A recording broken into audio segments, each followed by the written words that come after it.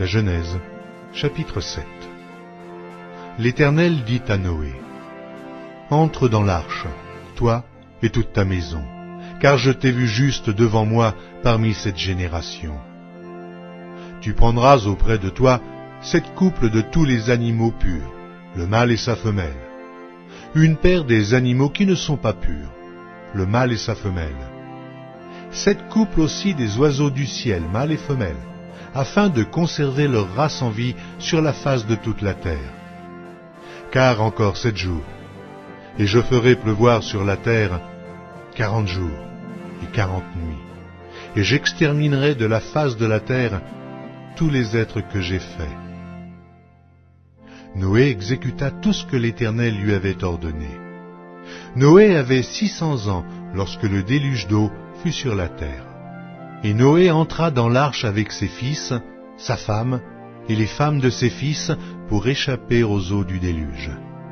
D'entre les animaux purs et les animaux qui ne sont pas purs, les oiseaux et tout ce qui se meut sur la terre, il entra dans l'arche auprès de Noé 2 à 2, un mâle et une femelle, comme Dieu l'avait ordonné à Noé.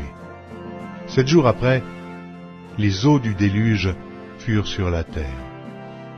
L'an 600 de la vie de Noé, le second mois, le 17e jour du mois, en ce jour-là, toutes les sources du grand abîme jaillirent, et les écluses des cieux s'ouvrirent. La pluie tomba sur la terre 40 jours et 40 nuits. Ce même jour entrèrent dans l'arche Noé, Sem, Cham et Japheth, fils de Noé, la femme de Noé et les 3 femmes de ses fils avec eux. Eux et tous les animaux selon leur espèce, tout le bétail selon son espèce, tous les reptiles qui rampent sur la terre selon leur espèce, tous les oiseaux selon leur espèce, tous les petits oiseaux, tout ce qui a des ailes. Ils entrèrent dans l'arche auprès de Noé 2 à 2, de toute chair ayant souffle de vie.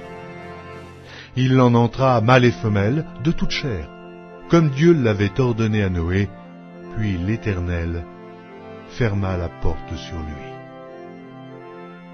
Le déluge fut 40 jours sur la terre.